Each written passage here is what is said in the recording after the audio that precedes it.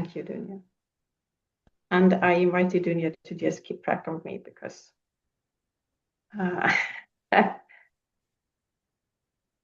it's really, really easy to, I'm so passionate about this, so I'm jumping straight into all of it. So, I think you all know me at some level. You know my work. I don't know if you need a presentation or you just ask questions.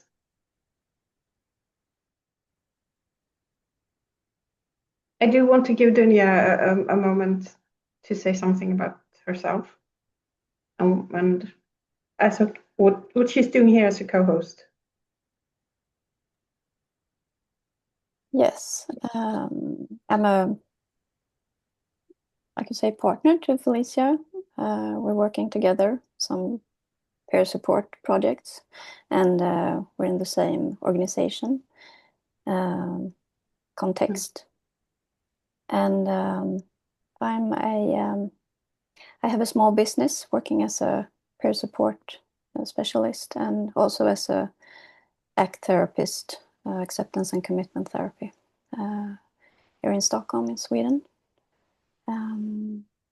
I've been within the critical psychiatry movement for quite some time. I think it's been since 2013 or something like that. I'm a psychiatric survivor, and part of my recovery has been within the movement, the global movement, actually. It's a very small movement in Sweden so far, but we're growing. So, yeah. I'm a mother of 4 and have a family next door here. I hope they won't bother us too much. Yeah, and you've been in this for much longer than I have, Dunya. So I ended up in the peer support work movement, antipsychiatry movement, because I got hired as a peer support worker in public mental health here in Sweden. And what I thought was a very unfortunate story for me, that I had unusual bad luck with my experience in psychiatry. As a peer support worker, it really dawned on me how systemic it all is. It was a good thing to learn about, but it was really hard. And I'm still recovering from that employment. It really exhausted me. But I had this chance working as this peer support worker in one of the regions in Sweden to take part in this conference in Copenhagen last year and go, and they paid for the trip, because there is always money involved if you want to speak up about something or be taking part in something, or you also have to have the finances to do that. And I had to turn down another psychiatric conference now in Prague in March because I couldn't afford the fee. So I will. Do you have any questions so far? No. We might take a break, like around 8 o'clock, for some bio break and stretching our legs and stuff. But please just jump in. We're just few of us here, and it's no point in keeping it very formal or something. And I really enjoy the exchange. So, and I can keep on talking forever, but that's kind of boring. So please feel free to speak at any time, and I will share this.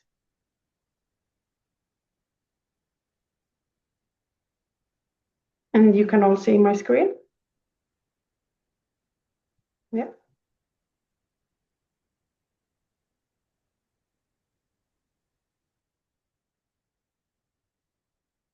So, and this Closing the Gap was the conference theme. So they wanted to invite people who saw that stuff in psychiatry is not working. And they explicitly wanted people with lived experience and also peer support worker. And this conference in Copenhagen, EAOF, they're seeing themselves as a really progressive organization and conference. So like spearheading good psychiatry, basically. What happened though was that the other peer support worker who presented wasn't anti-psychiatry. They were like sharing how they recovered from their mental illnesses and stuff. So I was the only one with this more critical approach and more questioning approach. And they put me furthest away in the building. Last session on the whole conference, when a lot of people already left. Together in a session with really mixed presentations. So there were no really like understanding what were they going to do in this session. That's part of how they silence people, because even if they invite you to come to the conference, there's a lot of things they can do to make you not heard. And which was part of why I wanted to invite to this webinar, because I think the topic is important. And if we can't reach out through the formal and the usual channels, we kind of need to come up with more guerrilla way of doing things, like doing what we can.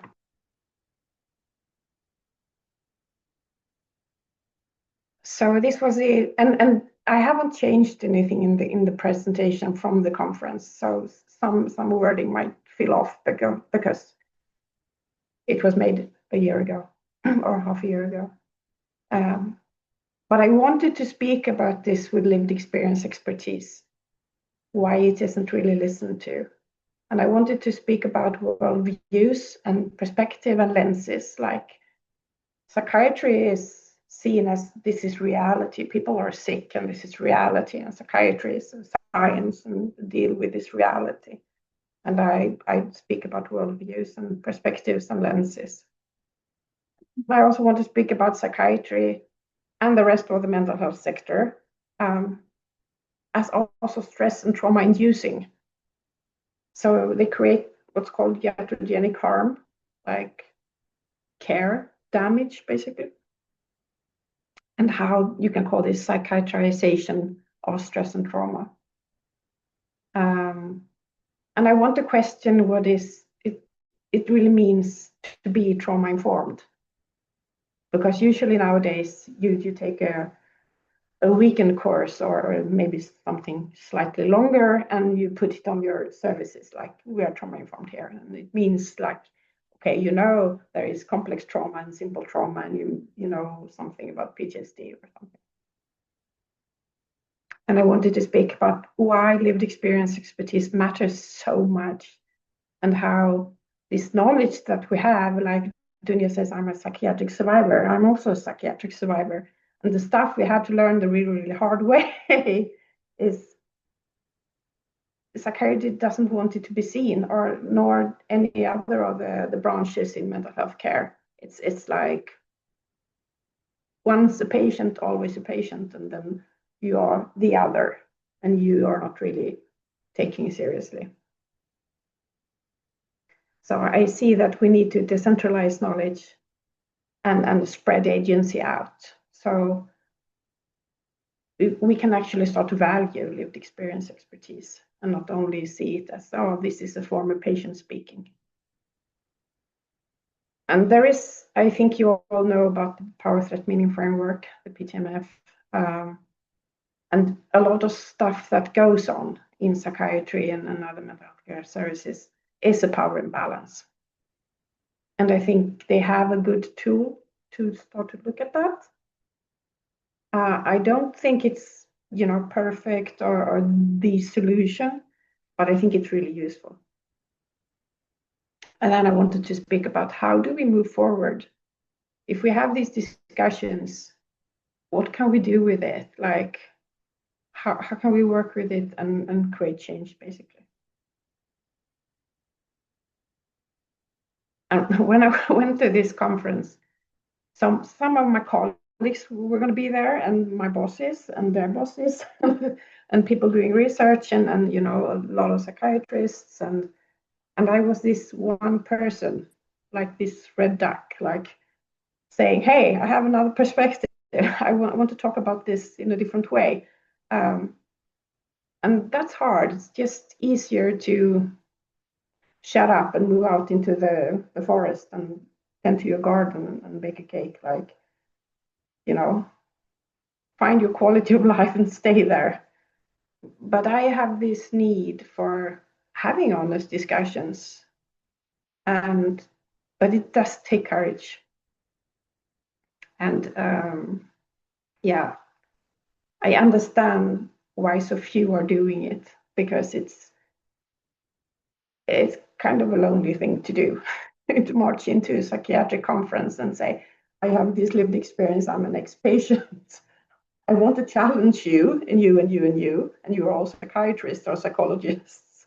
So it takes some, yeah, as we say in Swedish, jävlar anamma. It takes guts. But I didn't want to make it easy for myself. And I said, if I sign up to speak at this conference, I'm going to go all in. So I did speak from my heart, which I'm also doing today. It's much easier to speak to you than it was going to the conference. And it comes from this deep love for humanity. I actually think we have potential. I think we can do better. But then stuff needs to change. And this is at my website today. I have 2 CVs. So I have a traditional one listing all my educations and work places and publications and stuff. And then I have a lived experience expertise CV where I list what I've lived through, which actually gives me a lot of really important knowledge and some skill sets. And I've highlighted the ones who has to do with the mental health care sector, like child psychiatric care, social services, child psychologist, adult psychiatry, trauma therapist, psych-ER, social services again, and working as a peer support worker in psychiatry. Surviving all of this shit, it's really making you, and kind of be halfly sane at least, it makes you a quite resilient and strong person. And I'm not willing anymore to be told that no, I'm just sick in my head, or I'm a patient person. So I'm even proud. I'm proud of having lived through this and being here and speaking about this the way I do. And then I had to figure out how to speak about this at the conference. How do I bring all this up? And this is just a collage I put together. These are different photos of me, and this is some of my art. And sometimes I think the art is actually more poignant, more direct, more also more provocative. I posted this picture in the Drop the Disorder group when I spoke at the conference, and some of them got really upset with me because it's also triggering to people, of course.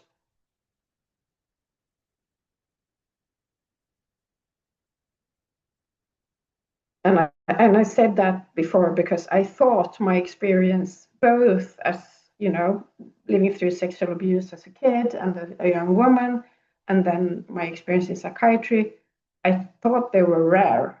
Like I was a very unlucky person, like I had all these experiences. And then I learned how common they all are. And also the women, I worked 1.5 years in psychiatry as a peer support worker, and I think all the women I met there, as so-called patients, or they're called participants in this progressive psychiatry, as that would make some kind of difference, and it doesn't, because the view of them is the same as if they call them patients. But they all had really severe trauma. It's like horrible trauma, and nobody cared. It was this little footnote in the end of their records. It was all about what kind of diagnosis they have. And they would still say that they were trauma informed and that they work with, trauma treatments and trauma and stuff.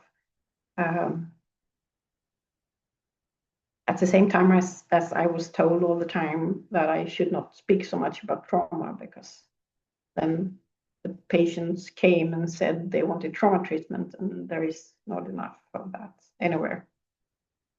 So they thought I created problems.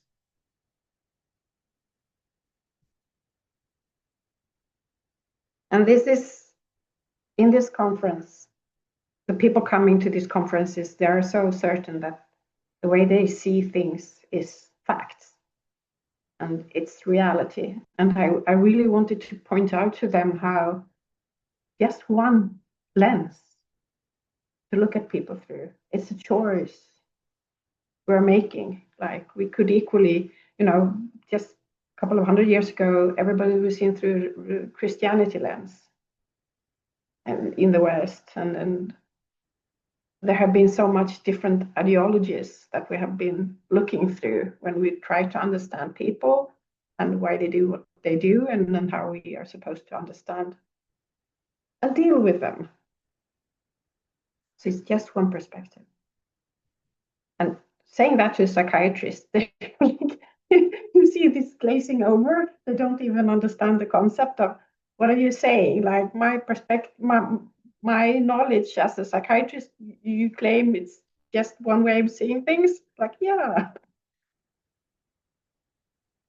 So this is an illustration of a worldview, how your worldview is formed. And I didn't come up with it. It's a guy called Max Simonsen, and I just added the top of humility, skills and humility. So we all have life experience at the bottom, and we all grow up with different beliefs and learn different attitudes. And then we go to some kind of training or education, and we get some knowledge, and we practice that, and we get some skills. And if we stop there, and we don't go to the last phase of actually have some humility and knowing that it is just a worldview, and it comes from all these different life experiences and beliefs and attitudes. If we have the humility part, that will filter back, together with your skills and knowledge, your beliefs and attitudes can change. So they aren't written in stone. You can be open to them being a choice. And therefore you can update them and change them. And this is how I see actually the big problem with psychiatry. So this is a biomedical lens and their view on violence and abuse and neglect, traumas as an umbrella term. So people have traumas and or life stress, and it leads to emotional fear, pain, and suffering. That's the consequence of it. It's really easy to understand. You go through really, really hard things, and it hurts. It creates pain. It's like very, very logical, very easy to understand.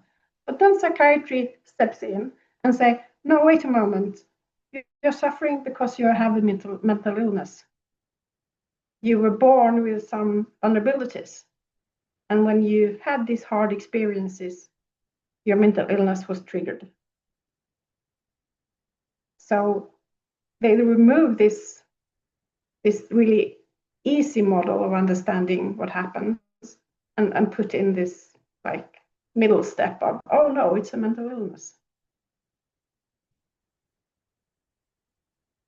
And what they further then do is actually remove the whole trauma and or life stress as the thing that creates emotional pain and fear and suffering. And it only becomes about mental illness. And you have like, it moves around in that segment. Whatever happened to you is no longer interesting to anybody. And I think just that creates a lot of harm. Just removing what people live through and call it a mental illness instead, I think it's extremely harmful. And it plays with people's perceptions of reality. And I think it's that's why we have this today, where people just speak about depression and how mentally ill or mentally well they are, or how, the whole psychiatrization of stress and trauma, or life in general. So psychiatry steps in as the arbiter of everything. They are the interpreter. They are the ones who says, this is what's going on.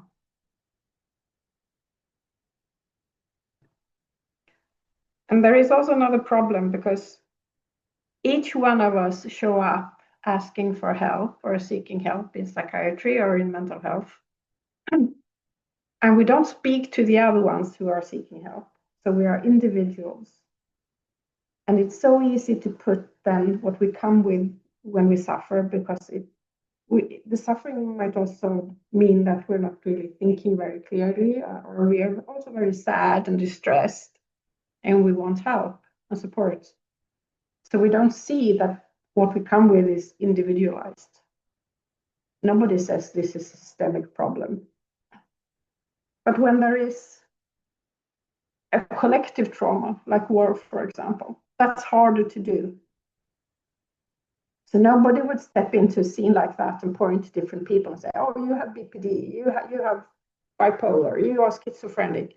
Everybody would know that this collective experience of this kind of distress is what's causing them not feeling very well and being mentally stressed. But when we come one by one to psychiatry, we are these separate individuals. So I have this idea that coming together in collectives or in communities, I think it both helps us see that our experiences aren't that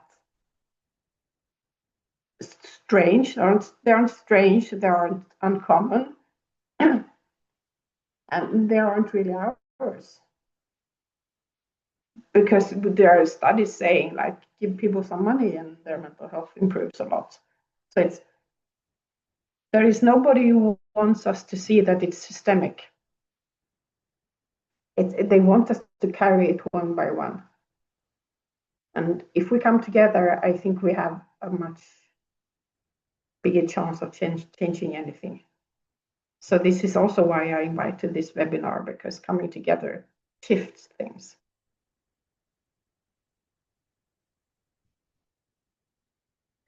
And I also think it's a gender question. I think that sexual violence and abuse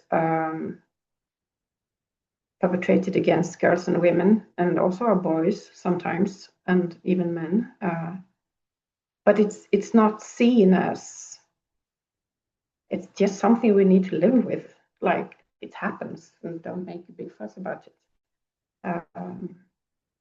There is a lot of other stress and trauma nobody would say that about. And actually, I think the sexual violence is one of the most harmful things that can happen to a person. So I think it's gendered also. So it's individualized, it's gendered. So the question is, why can't we see this? Why can't we see this connection? Why do we have to have a psychiatry as the interpreter in between?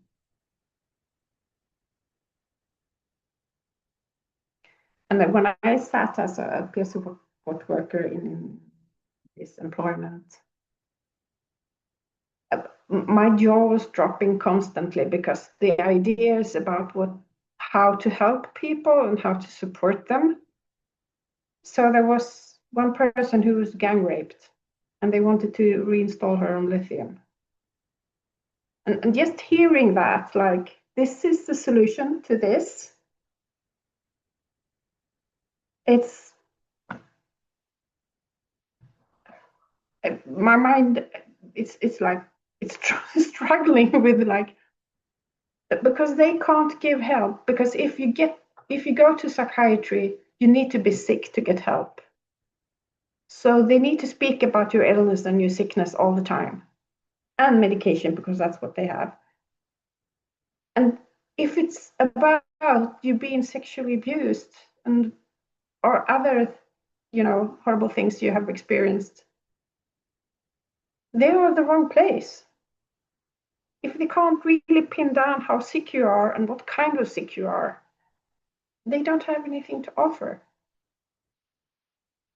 because they're all about being a medical institution. So this, I heard all of this, and then it's, yeah. And for me, it's so obvious that this is not the solution. And I don't know what you say. I see some nodding, like. I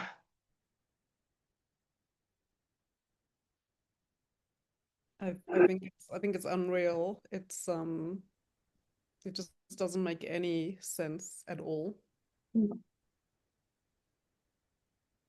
No.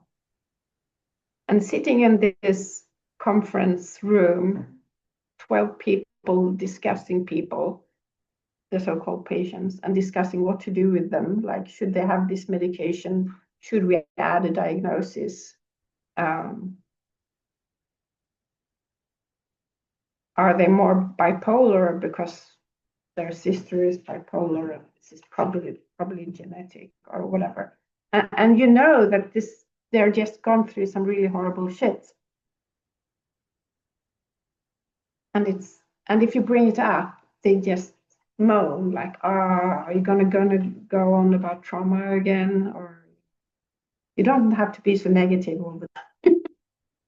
Other horrible things I heard when I tried to speak about it. Felicia, can I ask you one thing? Yes, of course. Do you view the experience within psychiatry as a peer support worker as a re-traumatization for you? Yes, absolutely. I was made utterly powerless. My voice was ignored. My experiences was sometimes belittled and rendered uninteresting. And even like when I said I have experience of this, I know what it is to be in this position. I was like, again, they didn't say it straight out, but I felt this, like, oh, she's just attention seeking because she talks about herself. So I made it. Sorry. No, sorry. No, please speak. Okay. Do you think it's common that it's re-traumatizing for peer support workers in general? I think it is if the peer support worker stays with what happens. I saw peer support workers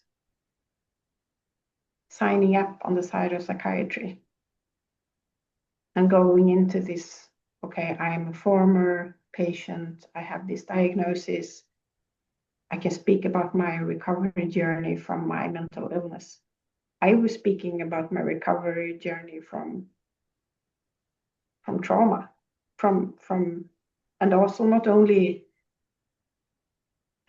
in my case, I have severe trauma, but other people have life stress or being bullied or having moved a lot growing up, or whatever happened to you. You had a horrible mother, or whatever. But this, I think that was when they realized that I, as a peer support worker, saw recovery as recovery from life stresses and trauma, and they saw it as I should speak about my recovery journey from my mental illness. Mm. And already there, they wanted to shut me up, and they suggested that I could pair up with one of the peer support workers who really got it, that what the peer support work should be about. I was kind of declining, and I said, I think I know, because the people I spoke with, those so-called patients, they understood. They all had the same experience as I had. And they didn't want to speak about how to recover from the depression or whatever. Some of them were so stuck in psychiatry, so they couldn't see themselves in any other way than what they were taught. And I learned about that too, because you train people to be patients. So they learn step by step what their role is. And they learn how to see themselves exactly how psychiatry is seeing them. And then coming as a peer support worker and saying, hey, there is another perspective. I think you're just a human that have had really shitty experiences. And then, no, I have ADHD. That's why I'm so, or I'm autistic, or my BPD is really, and it's like, yeah. And so sometimes also the so-called patients got angry at me because I was a bit confrontative in this, like, maybe there is another way of seeing this. But yeah, I in the end, I had to quit because I couldn't navigate this. In the end, I couldn't handle. I need to just open the door.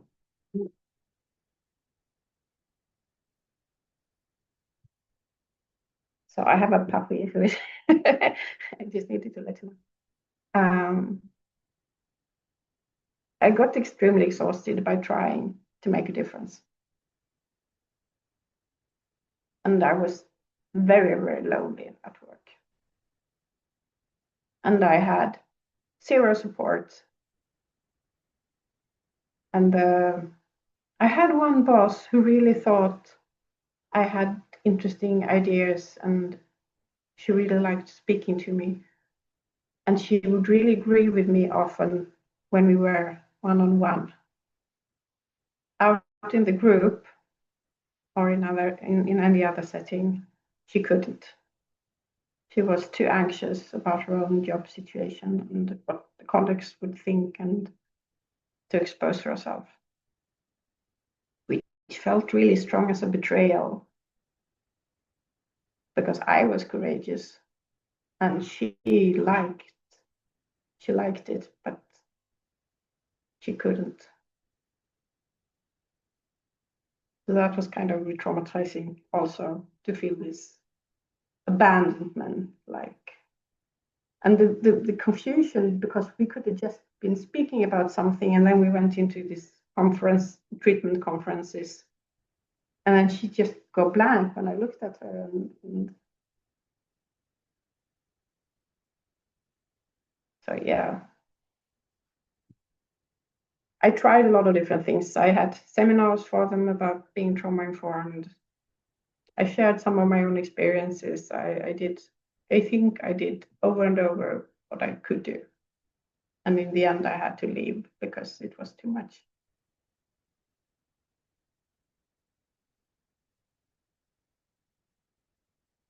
So this is how I see psychiatry.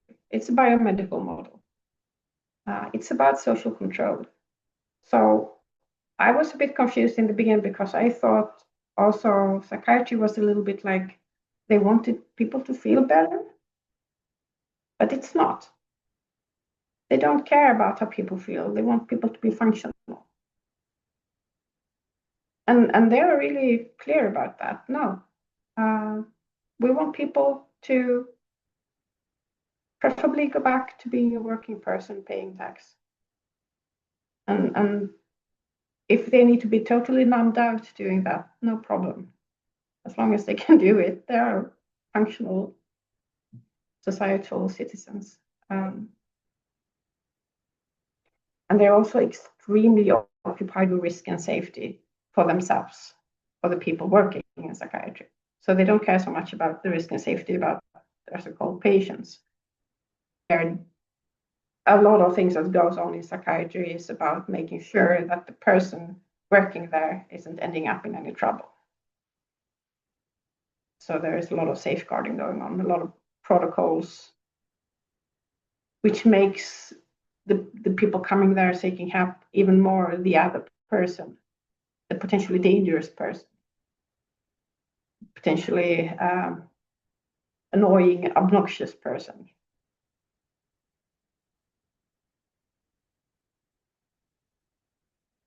And then, of course, all the diagnosing as an explanation to emotional pain and suffering, like all human suffering and pain has a diagnostic code.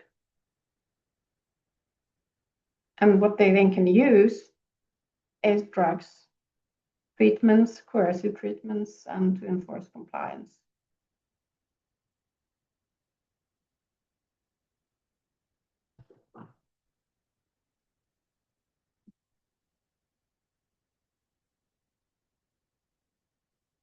This is Samiti Mimi.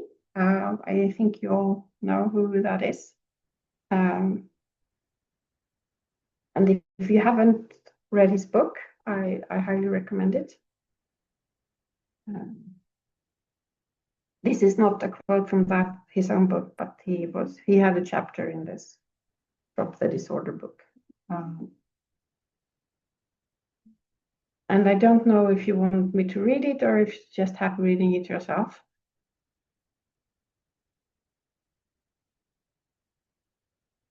I give you a moment to read it.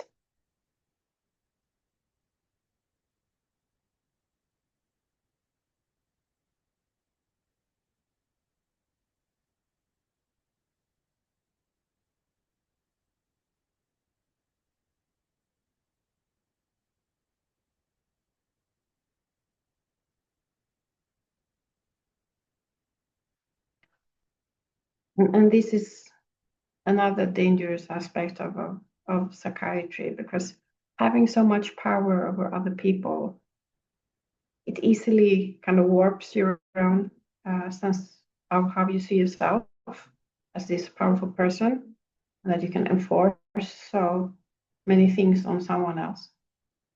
And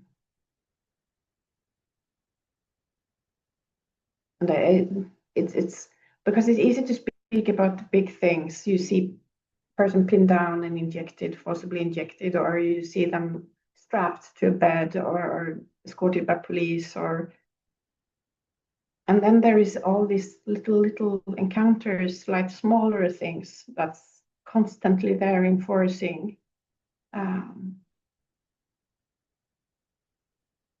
Like people sitting in a waiting room, feeling shame just because they're sitting there in a psychiatric ward, waiting to be, called and go into a room and receive some treatment or some. And this person in power is the one who deciding everything, like when you are coming, how long you are staying, what you're gonna get, everything. And they then also write something down about you, and they write not only down what you say, not so much what you say, but their interpretation of you. So how you looked and how you behaved and how they understood you, which was another thing that I tried to rebel against and write other kind of notes in these records that were more humane, which again, then I was receiving a lot of flack for, because I wasn't supposed to do that. But this power imbalance, I think, is, and since they don't see it themselves, So they don't even see that they have power over other people. So there is no self-awareness. And it's turning into this, he actually names this cult-like paradigm.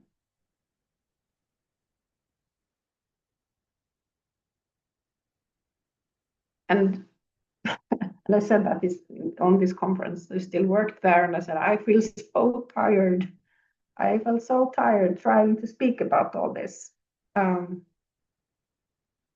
feeling how they just put up this wall, this psychiatry wall, and how they were refusing to have any self-awareness, any accountability, take any responsibility for anything. If something went wrong, which it did, people killed themselves. People harmed themselves. People, ended up in the outskirts of society and losing jobs and social networks and everything.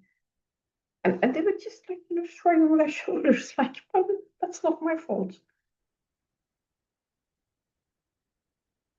So I would say it's have all the hallmarks of gaslighting and victim blaming and victim shaming and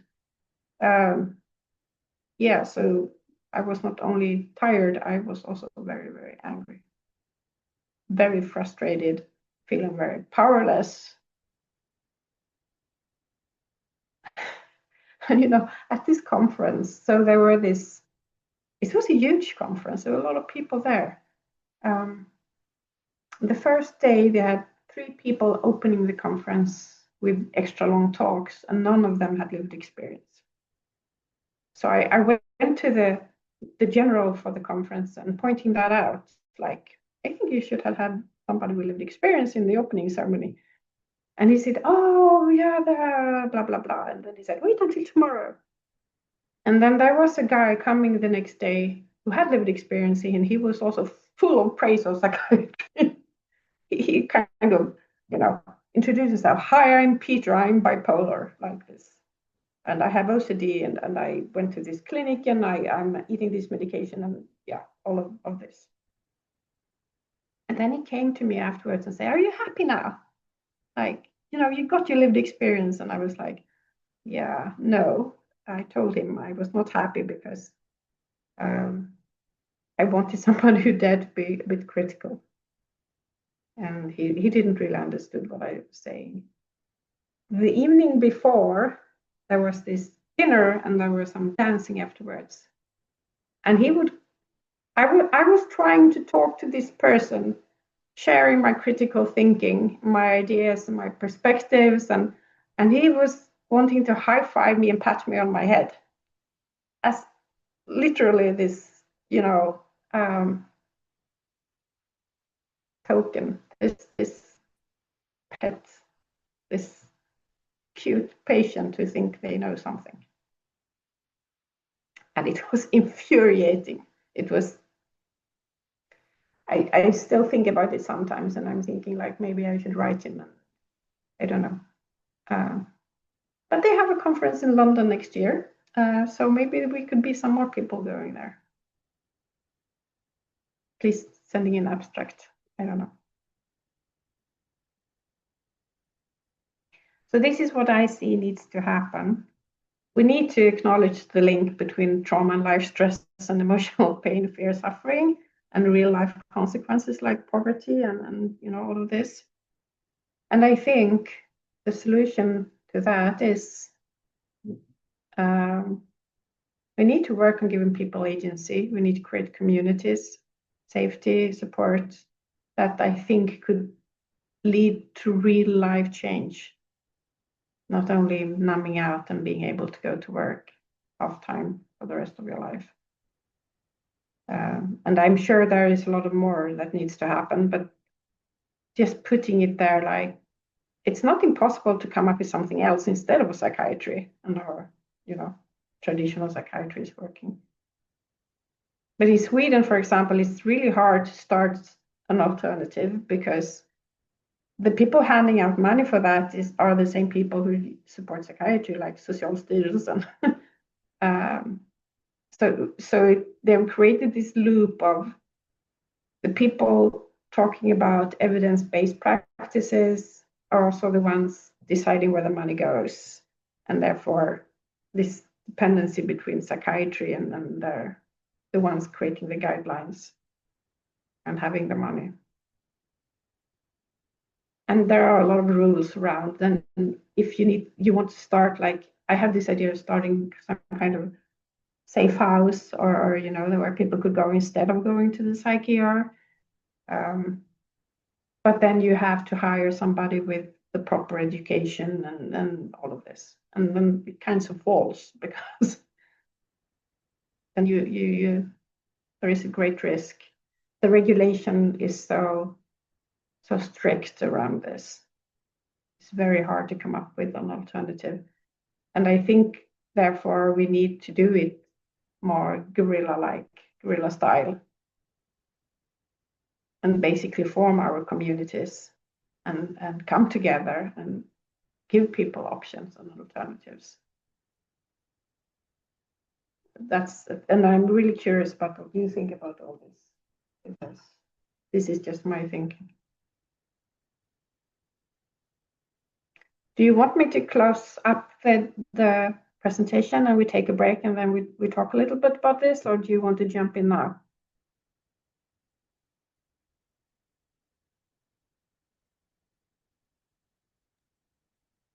I think maybe you can close up the presentation. Okay. Or does anyone object? And have a break. I don't think I need a break. I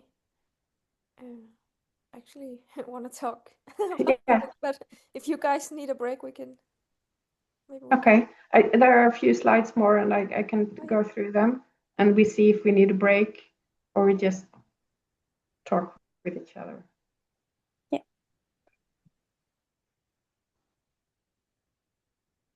I wanted to talk a little bit also on this conference and with you, obviously today, about what trauma-informed is, because what they don't understand working in psychiatry is that a lot of what they do to protect themselves and keep themselves safe comes from their own fears. So if they meet a suicidal person, they immediately start to think, if somebody calls and they say, I might feel a bit suicidal, they start to think about calling the police and maybe securing an inpatient, putting them somewhere in the hospital. And I try to speak to them, are you acting out of your own fears now and trying to protect yourself? Are you triggered, or are you actually doing this out of concern for the person? And they couldn't even distinguish. They didn't understand. But you have a lot of fears, and you have emotions, and you have experiences. And what happens if you're not aware of that? You're gonna act out of it, and you're gonna put that on the people you're trying to support. She was just talking to a wall. I did speak to this boss who were interested in my ideas, and she agreed, like, all these people should have more supervision and they should probably go to their own therapy and stuff. But that's not happening. I have this several times where people were picked up by police, or what happened when they were dragged into the psych ER and stuff. And yeah, most of the time it was the people working, like the psychiatric care people, who were reactive. And they could not calm down. They could not step out of it and meet the other person. So I think being really trauma-informed is about knowing your own triggers, knowing your own reactions, responses to other people's suffering, and know when you are coming close to where you're more reacting than actually responding. And then be able to step back and say, okay, somebody else can step in now. This is too close to me, or whatever.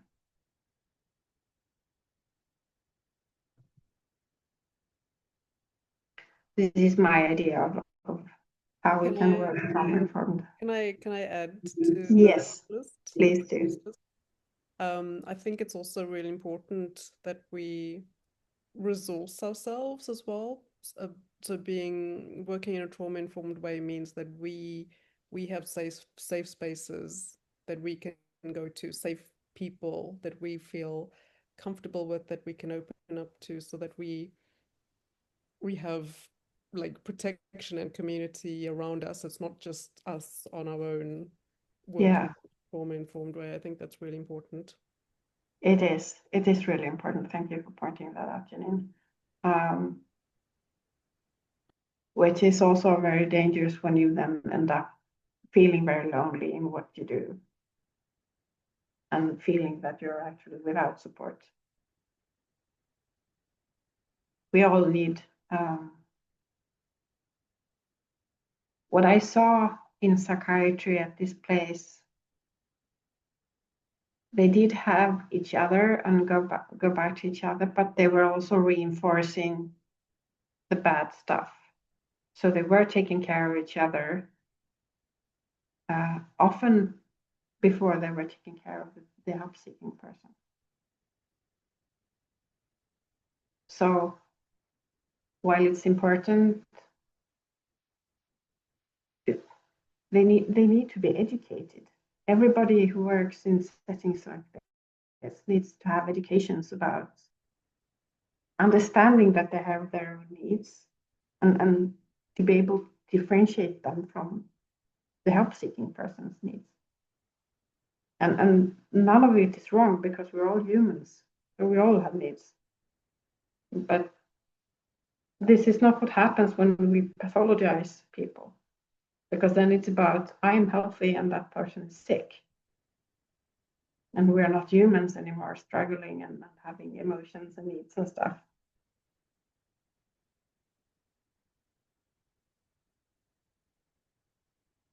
And also this awareness of the existing power imbalances, because if you think, oh no, but I'm a really kind and caring person, I don't have any power. At the same time as you have actually a lot of power. And not only so this place that I worked, they did a lot of house calls. So they went home to people, and so did I. And we were mandated to have these alarm things with us. And only carrying that, I never carried it visible, but we were instructed to. And coming in with, this badge and then this alarm thing, like, I'm expecting you to be dangerous.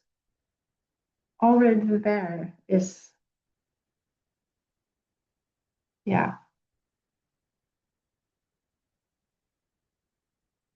And then, of course, again, that this idea that lived experience is not important. It's nothing we need to listen to. It's just kind of anecdotal, interesting, maybe, but it has nothing to do with the real theory about how to treat mentally ill people.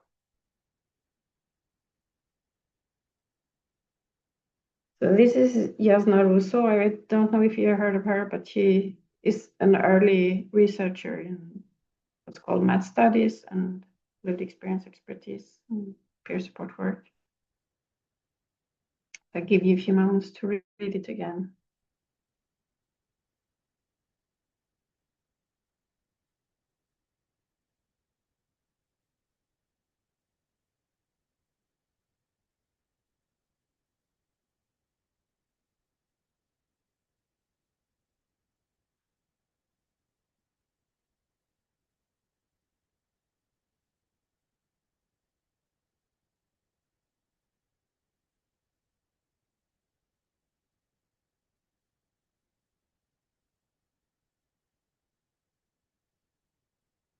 So it's about this, we need to drop the disorders, basically. And I don't know if you agree with that, but that is what's creating the stigma, that we divide people in this, us and them, the sick ones and the healthy ones. and that we don't trust people with their own knowledge about themselves and their situation, because psychiatry knows better.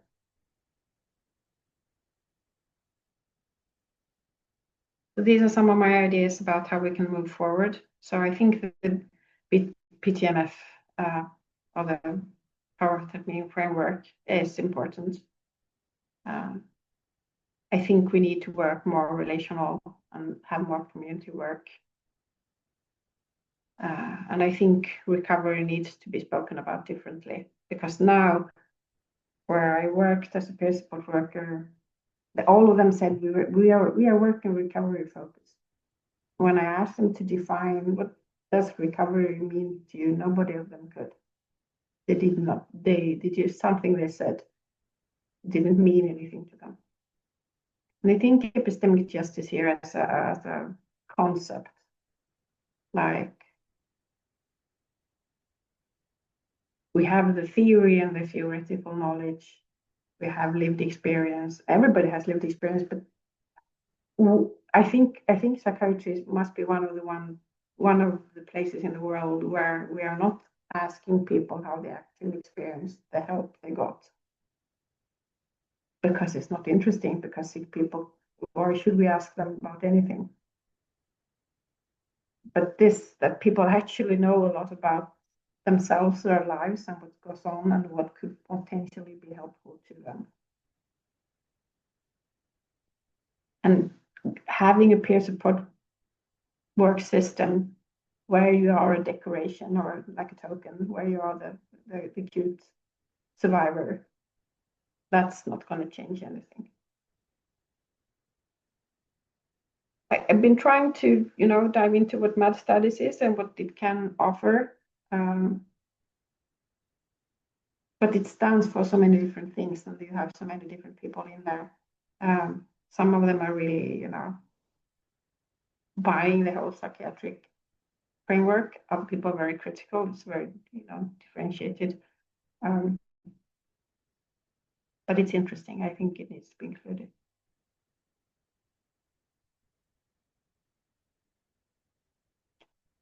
So for the people working in psychiatry, this is not so much a take-home message to you being here, but to the people working in psychiatry, if they can't see that they need to see and listen differently, they can't do differently. If they have decided that this is a sick person, they don't know what's best for them, nothing's going to change. So if they can start to see that I'm a human, this person is a human, they have experienced some really hard things, I better listen to them. They know what they need, even if they don't feel like that. And I think people with lived experience, expertise, who have gone through that process themselves can be really helpful in this. But my experience from psychiatry is that they are not ready to listen. Just like, oh no. They want a pretty peer support work system, so they can say, oh, look, we did this. Like, this is a diversity thing. We need to check on that one. But they don't really want to implement anything that will disturb the power in the system. And this is just a bunch of references. And you can find this presentation on academia if you want to download it. You have all the, or I can send it out to you afterwards. So that was my presentation. Stop sharing.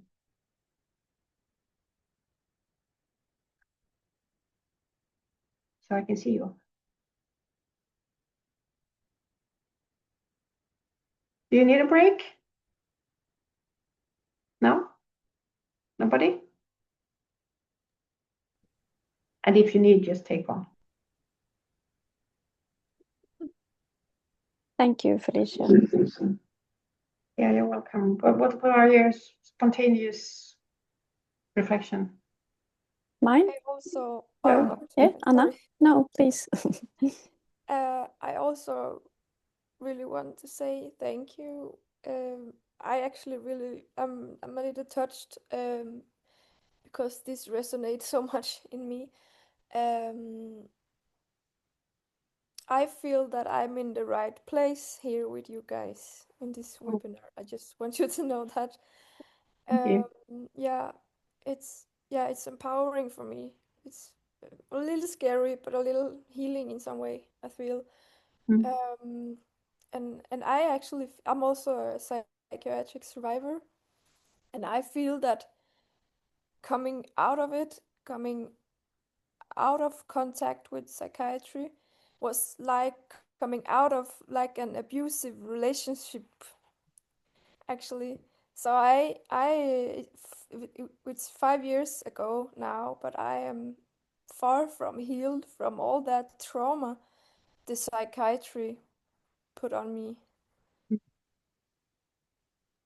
Yeah. Yeah, really. I took some courses this autumn in gender-based violence and male violence against women, and I Yeah. learned about coercive control, for example. Have you read Judith Herman also? Yes, I have. Oh yeah, Yes, yeah. yeah. I Me love too. Judith Herman. Me But, too. but this concept of coercive control and how what you say that it's like an abusive relationship, it really is. It really is. Yeah, Yeah. yeah. And then if we think about people, a lot of the women I met in psychiatry, they have been through sexual abuse, coercive control, domestic violence, all of this. And then they So go, it really is a re-traumatization, as you said yes, before. yes, they go because they're taught that this is where you go when you ask for help. And you go there and you're vulnerable and open and you have Desperate. desperate, yeah. And you have this idea that now you're going to get help. Yeah. And then it just starts all over again. And then if you have children involved, or then it's used against you also in court. You get diagnosed with something, then it's used against you. So you end up. I met many of the women I met. They had their kids removed from them. Yeah, I used to say that psychiatry is not for children No, it because is not. it's not for children. No, but it's not for It's too anybody. harmful. It's horrible. It's horrible. Mm. Nobody listens to children. Nobody listens to the women. So And you're right. Anna, I just want to say that I'm sorry. I'm so sad to hear that you've been through this, and I'm glad you're here. Yeah. And I want to say also that my story is that I lived in an abusive relationship, and I was traumatized and exhausted, and I sought help in psychiatry, as you're supposed to do. And I was put through medications and ECT, and it traumatized me even worse. And this was in 2007, but I'm okay now. But it's taken quite some years. But I want to fill in that the experience that it feels like it's the same kind of abuse within the psychiatry. I felt it was like a revelation for me when I felt that I felt the exact same emotions when I sat in the room with the psychiatrist as I felt in the relationship with my husband that abused me. And it just, right in that moment, it just became obvious that it's the same kind of abuse. So I totally agree with you. It's really a re-traumatization for women. And as you said, Felicia, there are a lot of women within psychiatry having Can I lived ask through. you something? Yeah, sure. How long did it take for you to start speaking about your experience in psychiatry? Because Um, I'm 4 years out now and I'm still quiet. I don't write. I don't do talks. I don't. I'm not in any debates or anything officially. no, I'm like a survivor in quiet place, and sometimes I can feel that I also want to share my my story, but I am so traumatized, so I get a lot of emotional flashbacks, and I can't handle it by myself, so I don't know how to. And all the psychiatry experience are like, it's not a story I can tell like it was a memory. That's the thing with trauma, it's not like a memory. It's like flashes. So I don't know how to how to tell what's happened, because it's chaos in my head. Yeah. Yeah. Do you feel that it's helpful being here? Oh yeah, Maybe speaking about it in a small, safe space. yeah. Maybe that's the way forward. I don't I don't know. It's not always possible, maybe, or even that you have to be public with your story. Some people manage. I'm publishing other people's stories because I work with Matt in Denmark, and I'm active there, but my story is like kept as like a secret, and yeah, Yeah, it's hard. yeah, it's hard, but I think it took quite some years. Okay. I think I published my story for the first time in maybe 2016. So Okay. yeah, Oh, that's a almost couple of 10 years. years, Yeah. nine Yeah. years. Okay. Yeah. Hmm. But I recognize the fear and the emotional flashbacks and everything. So Hmm. just starting small, I think sounds like a good idea. I'm really glad you're here. And it's wonderful that you're helping other people. That was Yeah. my way in Yeah. recovery I too. actually right now if you want to hear, I'm working on a project. I just did a bachelor actually. I just did a field work on social uh, s- social psychiatry where people lived. I don't know how to call that in English, but I did a field work there, and to find out how we can apply trauma-informed care in a system where we have to work together with the psychiatry, who see people like from the biomedical lens, and that's like you can't that you can't those two views can't work together in my opinion. So I'm actually doing a big bachelor about that, and I'm also using power threat meaning framework to analyze some of it. So Wow, that yeah, it's a sounds very wonderful. very relevant this Yeah, to me right now, because I'm working on these things. wow, Yeah. that's fabulous. That sounds really important. Wow. And I think, Anna, that you will find your way because you're here and you're Yeah. doing the work you do, and slowly, like small, I call it ant steps, like little ant, we move forward in small incremental steps, doing things. And it's important that we stop and you're like, okay, where am I now? Am I ready to Mm. do this? So we don't just throw ourselves into something. Mm. Yeah. Yeah. And as Dunya, I'm super happy that you're here. Mm. Thank you. And thank you for telling your story to us. Thank you.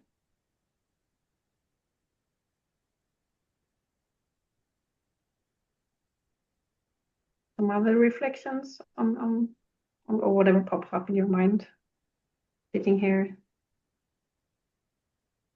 Yeah, I was thinking about one thing. Since there are happy patients, patients that are happy with their diagnosis and their treatments, and I'm coming from the ACT perspective, acceptance and commitment therapy, and we work a lot with avoidance and experiential avoidance. And avoidance is a big part of trauma. And I'm thinking all those people that are happy with psychiatry are actually in avoidance, and psychiatry is helping them avoid their traumas. So it's kind of it fits in place in some ways. So just a reflection. I'm specifically thinking about the new neurodivergent paradigm with autism and ADHD, and how frantically many of them defend their diagnosis. Like, and if you claim that could have anything to do with their life experiences, stress and trauma, they get really, really angry. No, there's something in their heads. They are wired differently, and then just the level of aggressiveness coming if you try to discuss this is kind of a proof of that there is something more behind that. How do you meet those people? Because I think I also heard it many times, and both in my work and around, and I think it's important to really radically respect that the diagnosis relief feeling they have, because it's a process, and I know that I've been there. I was totally in believing that I was bipolar and I was other diagnosis, and I believed in it. So it's also been a process for me to step out of that way of seeing myself and others. And I think I would get angry if someone told me, no, you're not bipolar, you have trauma. Many years ago, of course, but I think we need to talk to them in a very, very respectful way. And challenge it a little bit, maybe, but don't make it something wrong. No. Yeah. Very important, yes, and I totally agree. And we should never be judgmental. We're critical against the system, but not against people.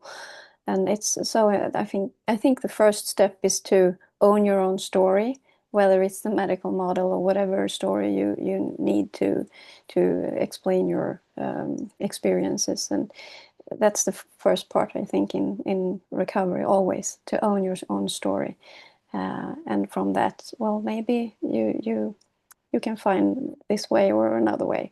I don't know, but never should we be critical or judgmental against people, because it's about survival. It's about survival.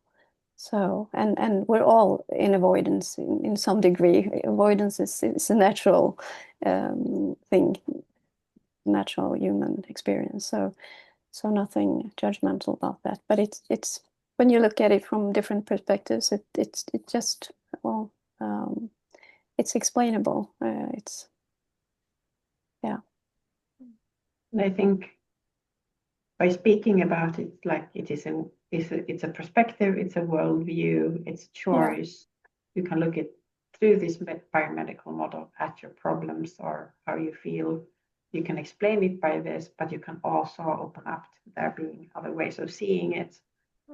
I know that I am sometimes really provocative, confrontative in the ways that I write about these things.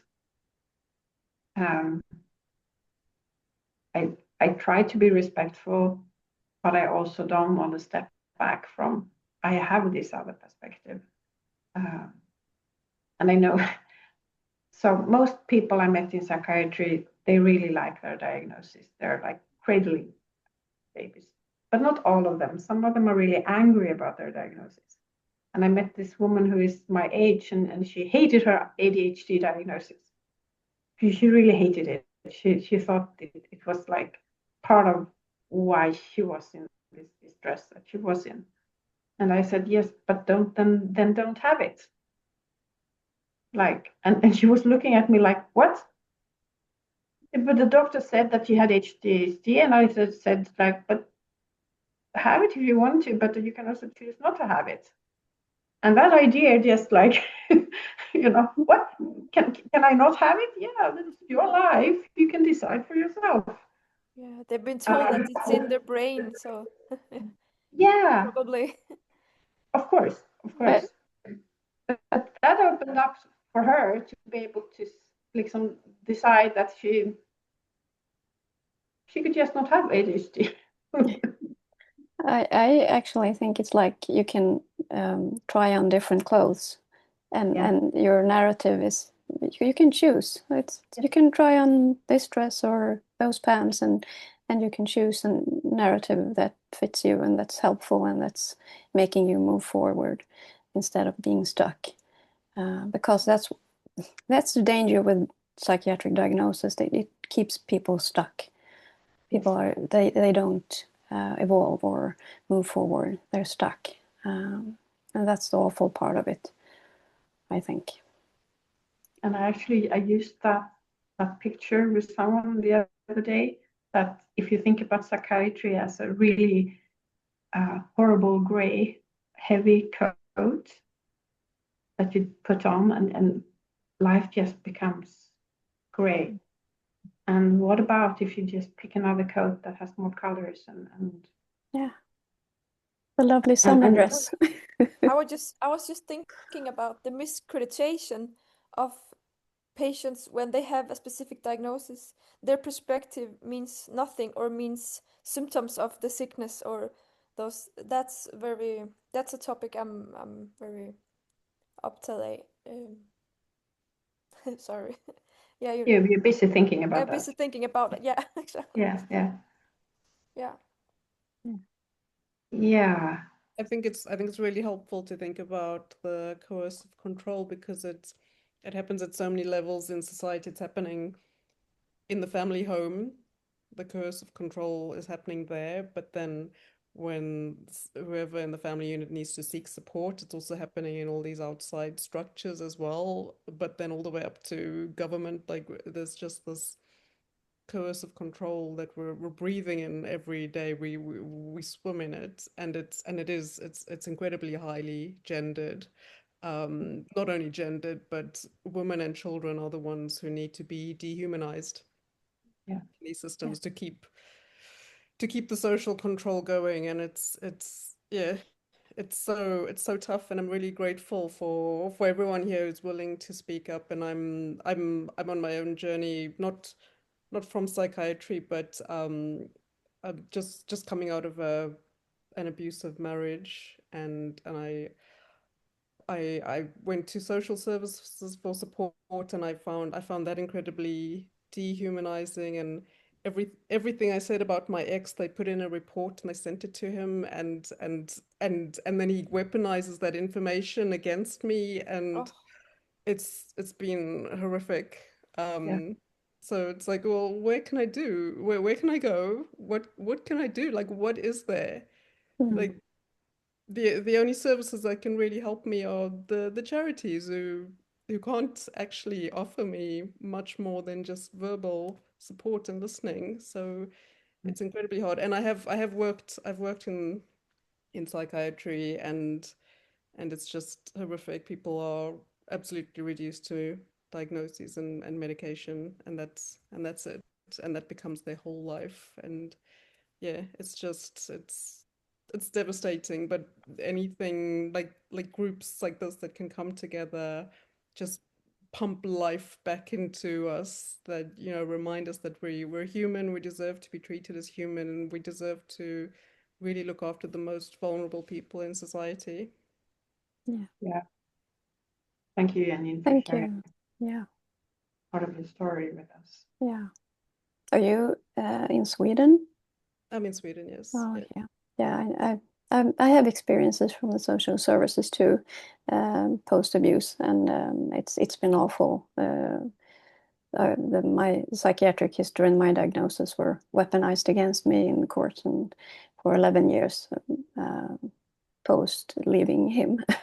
So I know exactly, and the social services were just part of the abuse. I'm so sorry you have to experience this. And I don't feel like there's any protection for my kids. Luckily, they're teenagers now, so they have a bit more. They have more choice. But anything, if I flag up any harm to them, they do their investigations and then they decide everything's okay. It's just it's unbelievable. Yeah, it's like gaslighting. Yeah. Yeah, I'm so sorry. Thank you. But how old are they? 13 and 15. Okay. Yeah. This is common. I've seen it a lot.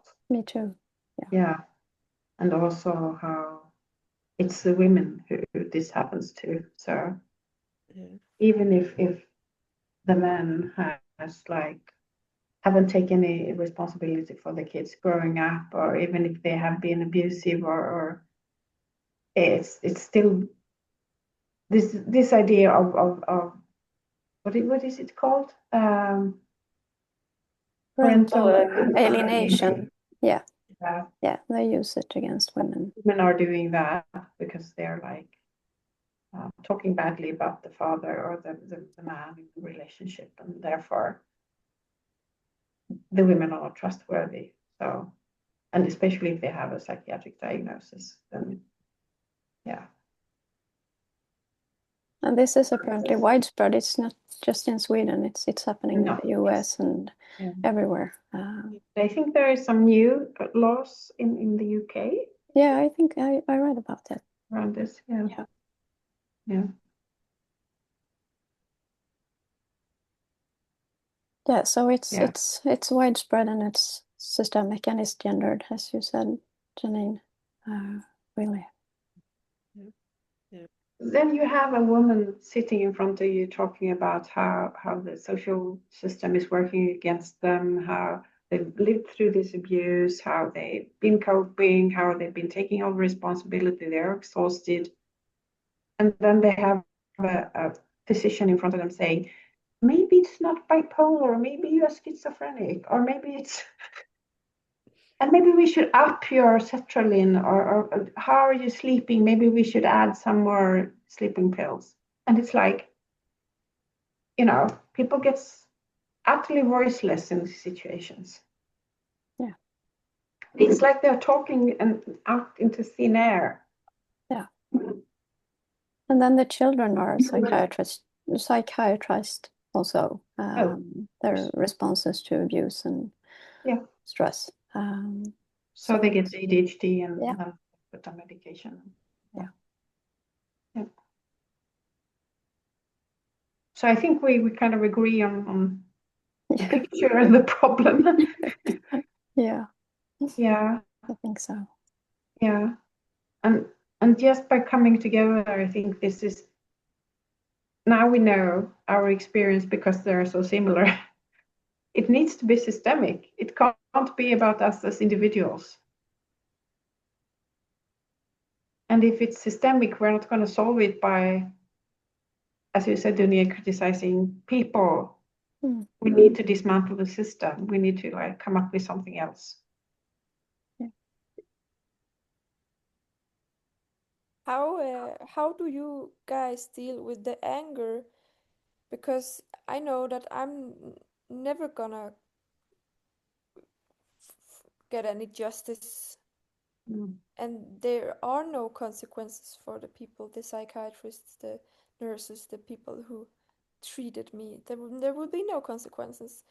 How do you guys deal with that knowledge and the anger you sit with, and you can't do anything? So I have two outlets. I do art, and I do this. So I've learned to channel my anger into change work, basically.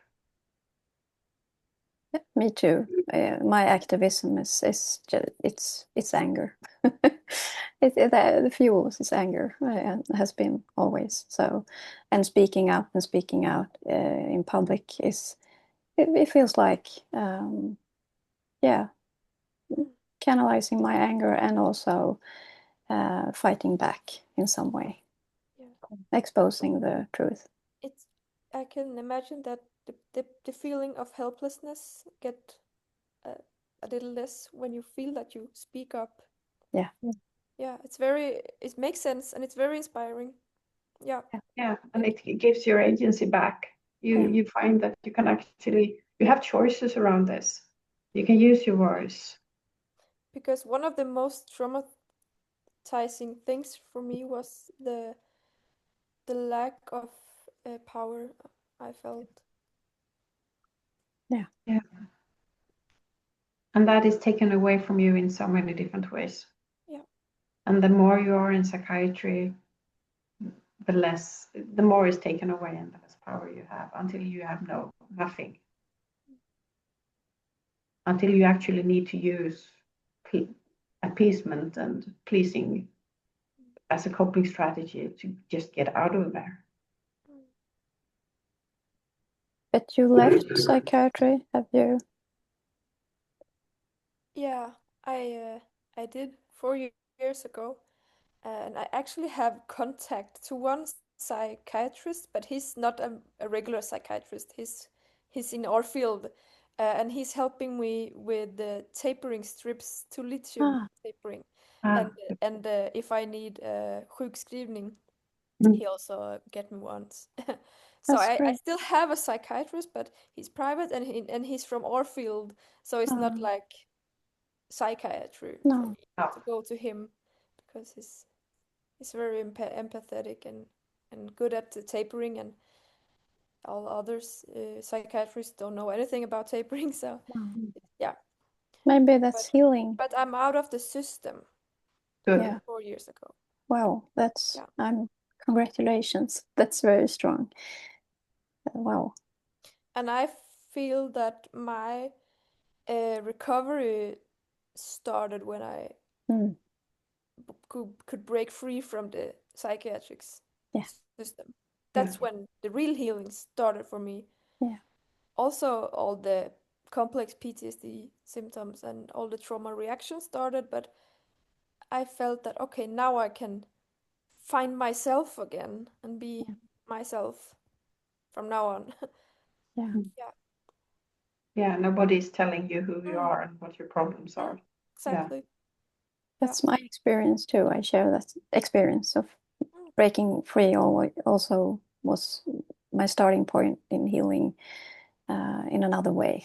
My recovery started before that, but it's something shifted when I broke free of psychiatry. And I'm thinking, you told us about the psychiatrist that you're seeing now is a good psychiatrist, or someone that thinks like us. Maybe that's some sort of healing too, knowing that there are other psychiatrists thinking like you, or and seeing you. I don't know if you guys know Helene Speyer. He's a Norwegian. It's actually her husband. Okay. Yeah. He was at the conference in Copenhagen. Oh. And she shared some interesting research. I don't agree with everything she says, but I like her. Me neither. But she's very kind person. It was she shared an interesting paper about how they had interviewed people with their own experience of trauma and about having a psychiatric diagnosis and then working in psychiatry. And if they spoke about it openly, and they didn't. And if they did, there were repercussions for them.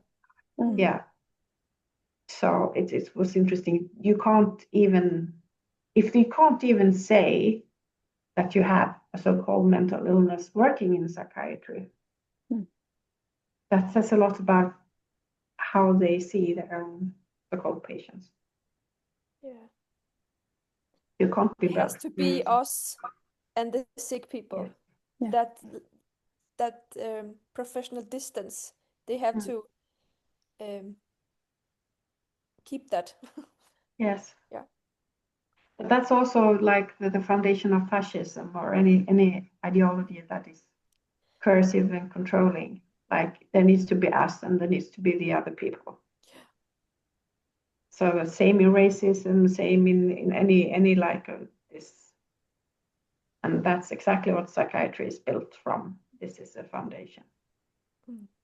Yeah, and I think on a philosophical level, I think we're all so extremely afraid of losing control, being mad and being pushed away from the group. And I think that fear is installed in all of us, and in keeping some people mad, or telling them they're mad and calling them, I think that's a way of also keeping yourself safe. And that I'm the healthy one, and I'm not mad. And then it fills a function just having this group of people and seeing them as mad, because then I won't be mad, then I won't lose control and then be like them. So I think it fills a purpose. Magical thinking. Yeah. Like if we have these carriers of madness, the black sheep, the shadow people, Yeah. I am expunged. I don't have it in me. It's Exactly. in the other. Exactly. Yeah, it's true. And we did that like with the witches we burned. Yeah. Yeah.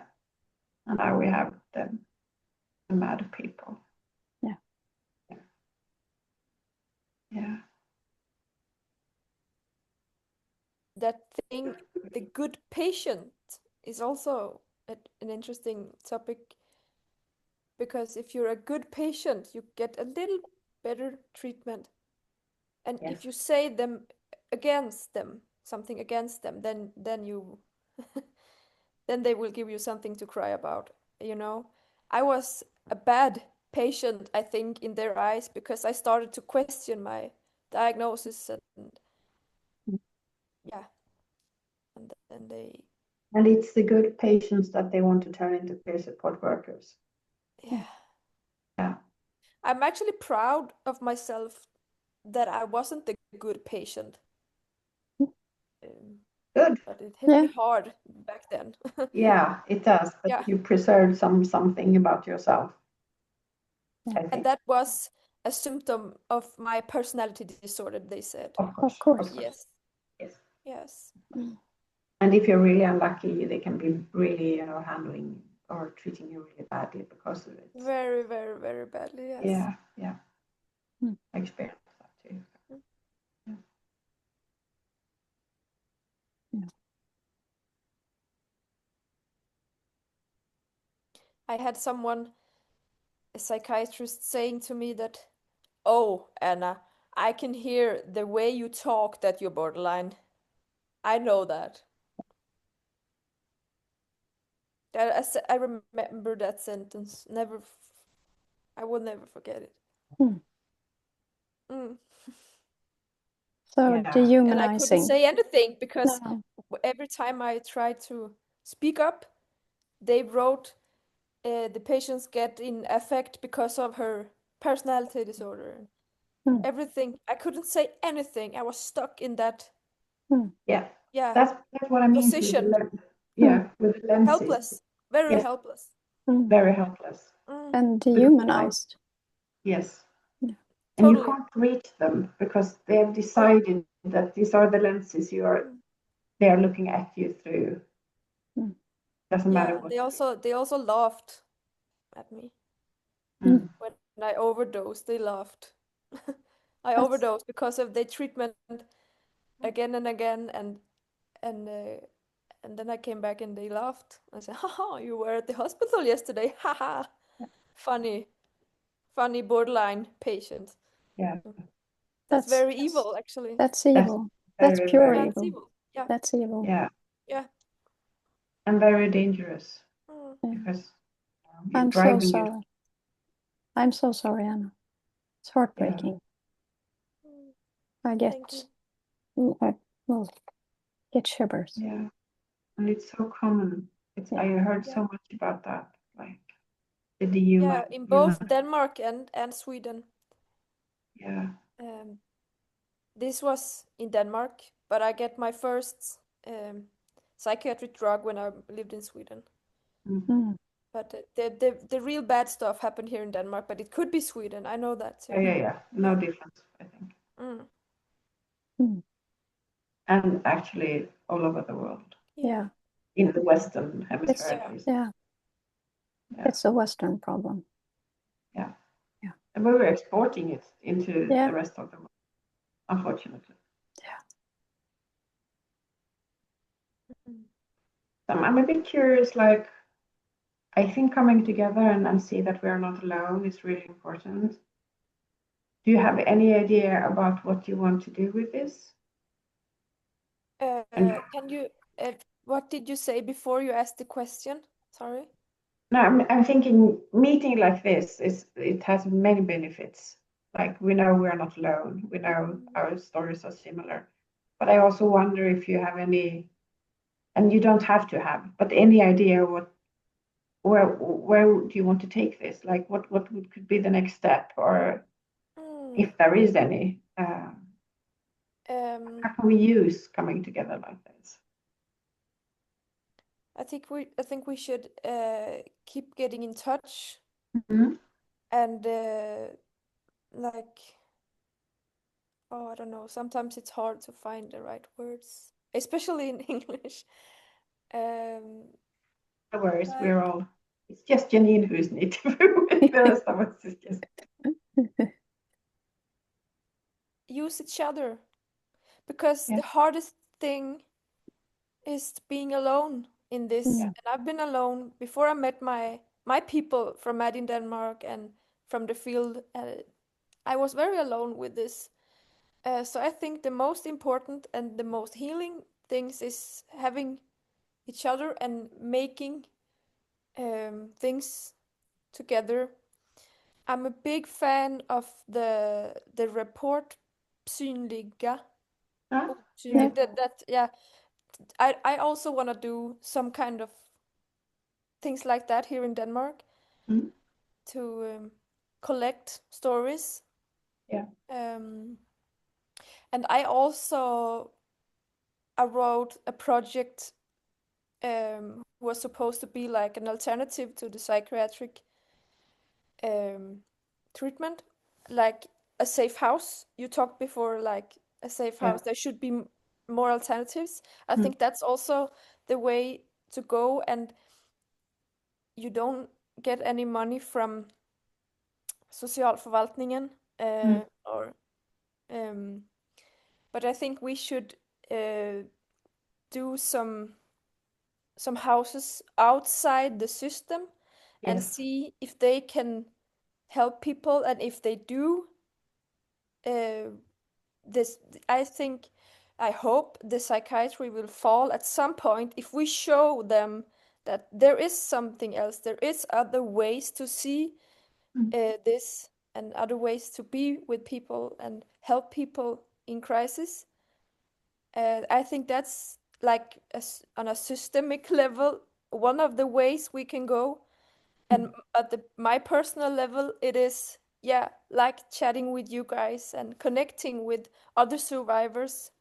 Mm. So yeah, that's Mm. my thoughts. Yeah, and I'm thinking further ahead. We we could see that there are EU money we can apply for. We don't need to ask these governing bodies in our countries. We can apply for Oh, other kind of money too. do you know about Yeah. Kyrie Farm in Ireland? But Kyrie Farm in Ireland. Do you know about that project? No. I don't know. It's a community. It's totally. Uh, they didn't get any governmental funds. I think it's funded by private initiatives. Is it like And the survivor-led crisis, something? yeah, and they're building like a community and farm for people to go to instead of psychiatry. And it's peer support driven partly. So it's quite a big project, and well, it's just inspiring to read about it. And I've been in contact with them, and I was supposed to write an article for that in Sweden about them, but it never happened. But well, I can send out a link to the project. It's really inspiring, and Yeah, yeah, yeah, there are so many inspiring projects around the world. I mean, the Soteria houses yeah, and in America. other, yeah, Yeah, and the Trieste yeah, in Yeah, in Italy. Italy. yeah. But I don't know if it goes as well in Italy. I I've don't heard know. some bad I things. think they are quite progressive when it comes Yeah. to psychiatric care. In general, they are more open to different ways of doing things than we are. But I don't know how the Trieste project is going. But I had this idea that we could start with applying for money to go and do field study trips and visit these different projects. Just, to map it out and learn about it and see and get inspired and meet people. Yeah. I've also been thinking about starting some sort of subgroup of women, like a feminist antipsychiatric organization or movement or just collective, because I would like to highlight the gender part of it. Yes. And have a platform for women to meet. That's a very good idea, and that's under talked about. I Yeah, don't know if you can say that, but definitely. you know what I Yeah. mean. We don't Yeah. talk enough No, about the gender part no, of the psychiatric oppression, No, I think. no. And we don't. it's have a big role. And after I read Judith Herman, I really understood, and we just do the same as we did back then when Yes. people didn't Yeah. understand that Yeah. PTSD, women also can get PTSD from partners, Yeah. violence and rape, like men did from the war. Yeah. And Yeah. and we still don't talk about it. No. Yeah. We're It's So still it's very victim blaming and victim shaming women. we keep survivors. do that, Yeah. even though we should know better Yeah, we should know. now. Yeah. I think the other gendered aspect is also about mothers being blamed. So when children or adults are in psychiatric services, mothers are either the bad guys or the enablers. Yeah. And what's forgotten is, well, where is everybody else? Where is the father? Where's the extended family? What did the school do? Everyone else is forgotten. It just becomes focused on the mother being the problem. Yeah, Definitely. agreed. Yeah. We still use hysteria way of Yeah. seeing women. We just call it borderline instead nowadays. Yes. Absolutely. It's the same. Yes. Or autism. Yeah. Or perimenopause. Yeah. Yeah. Yeah. Yeah. Mm. Yeah. So it's heavy to carry this burden as a woman, I think.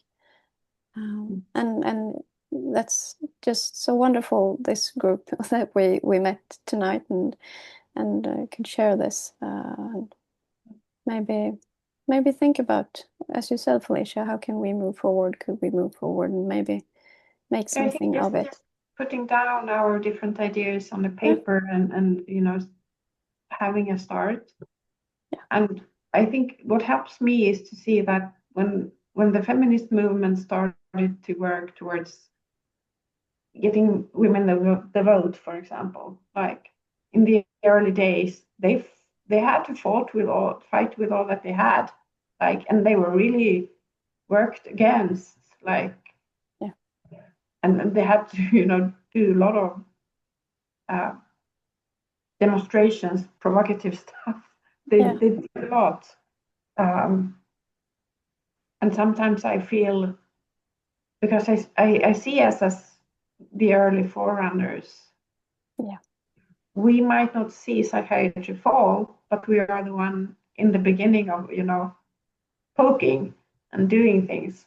And sometimes part of me wants to do more rebellic stuff, like I told Dunya, like, we need to pull a Greta and sit outside the government building and and be really visible and do really call for attention.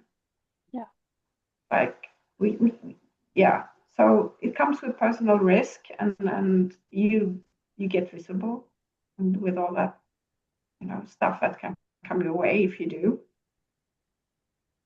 And not everybody needs to do everything. We need to find where we are comfortable, like what, and that changes over time, of course. But I feel a need see it to be even more like, yeah. Because this is constantly swept under the rug, like, and now with the new DSM that they have announced, like, I read the update of the DSM-5 because I took a course this autumn about how to diagnose people. The addendum to like what they do to include more and more people in the sickness paradigm. It's just ridiculous. And I fear what they will come up with for the DSM-6. Yeah. So we need a counter movement. We need to be like, yeah, brave ourselves out into this crazy world of psychiatry. And we keep on saying psychiatry.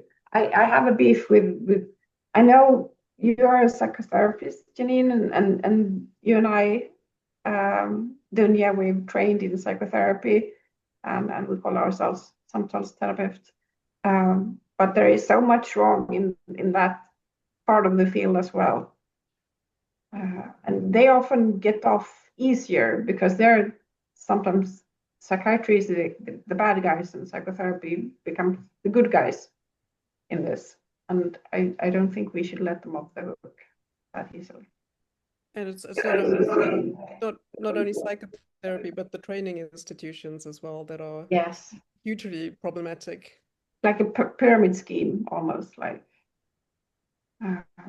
Also, Yeah. my education as a social worker, Yeah, also problematic. social pedagogue, it's very biomedical. Yeah. And I've been in discussions with the teacher many times, like, hey, you know that this is one way of seeing it. It's not diagnoses are not truths. Yeah, good. So, No. they are very biomedical also, and Yeah. that is very it worries me. Yes, Yeah, it's very worrisome, and I've also the always social. felt very alone in that Yeah. context, that education. But now I'm done. I'm done with my bachelor in June, so I'm out. But I've been very very alone, lonely journey. Yeah. And the horrible thing is that now we train the young people to see the world like this. So they don't even need to go to psychiatry or to the social services because they can go on TikTok and be trained about how to see themselves and be sick people. So it's while it's fascinating, it's also really, really horrible, dangerous, I think. And everybody who can contribute to giving another perspective is so needed. Yeah. Yeah. Yeah, that's why I'm writing my bachelor about this topic. Good. Because we should be social workers, we should work with relationships and trust and you know, not making people sick. We should not buy in that role model at all.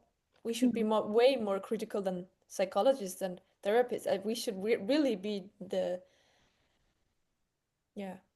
experts on the social aspect of how exactly social environment is impacting people. And many social workers just trust what the psychiatrist says about the people we work with. Oh man, you know, the psychiatrist said, and also, you know, because there is a hierarchy. Yeah, so, but we know them better because we see them every day, you know. Where I work in psychiatry, the whole model was about how social work and psychiatry could work together. But there was a clear hierarchy, so the psychiatrist is always on top. So, and they have the last word about the diagnosis, medication, treatment plan, and everything. Yeah. And their worldview is setting the tone for everything. Yes. Yeah. So it's 9 o'clock, and I'm so happy that you showed up, and this time with us. Do you have any closing remarks? Anything you feel you want to say or share before we close for today? Yeah, I just want to say a practical thing. This meeting has been recorded, and I don't know what Anna and Janine feels about it being shared with, because you have shared very personal details, and I don't know. Are you okay with it being shared with the people who signed up for the? Yeah, I think I'm okay with it being shared with the people who signed up for it. I don't know if I would be okay if it was like all over Facebook No. or LinkedIn. No, it will not. But No. yeah, for the people that who signed up, I think I'm fine with that. Okay. Yeah. Mhm. So, same for me as well. I'm also fine with it being shared with the people who signed up. Thank you. Maybe And we, they're yeah, all maybe, know 14 people, and I think they kind of would have wanted to take part in this discussion, but for different reasons. yeah, Some of them are in time zone that it doesn't work. But yeah, I think, maybe tell them not to share it with Of Oh, others. Yeah, of course. Yeah. Yeah, I think that's important. and And I would love for you to connect on Facebook, Anna and Janine, if you want to. yeah, Yeah. I want to, and also want to connect with you on Facebook. I think I saw your name on Facebook before, actually. Yeah. So I will find you Oh, there. great. We'll find each other.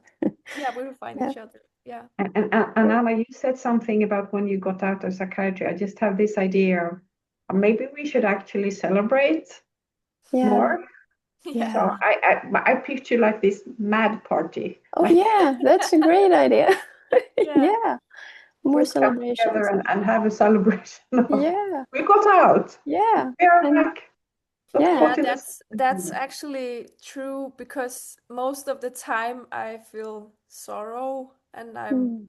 very sad about all the years I've spent on psychiatry. Mm. Um, so yeah, maybe we Yeah. should also Yeah. Just Yeah. meet. celebrate. Yeah. Yeah. And chat It's and life affirming parties and stuff. yeah. Great idea. I mean, Yeah. So I will just write down some of the stuff we discussed and I will send it to you. And please all think about like what can we do with all of this? Because I think strength in numbers, like we're as a collective, we are voicing some really important things. Yeah. Yeah. And please reach out. I'm quite visible on social media. You're always welcome to reach out and contact me or whatever. me too. Well, thank you very much. Thank you, Felicia, for the presentation, and thank you, Yeah.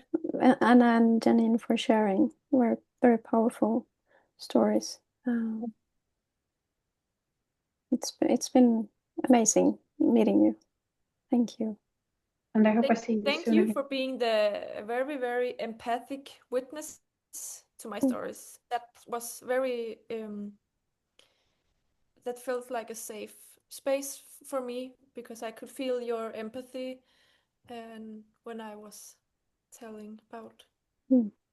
the hard things. So thank you for that. Thank you for meeting me in this. Thank you.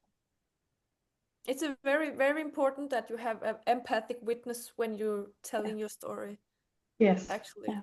Because if you tell your story to the wrong people, you could be re-traumatized. And I've tried that many times also. So, yeah, thank you again. Thank you. Yeah. Thank you for trusting us. Yes. It's hard. Mhm. Mm.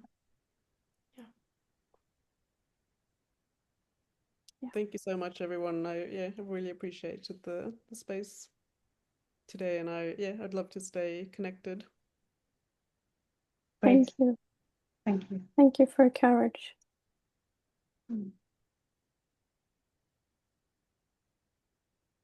Yeah.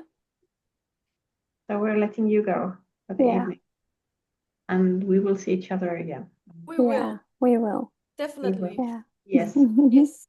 Good. Thank you. Good. Thank you. Take good care of you. Bye-bye. Take care. Alicia, do you want to stay just a few minutes? Yeah, I can stay. Okay. And you stop the recording. Yeah.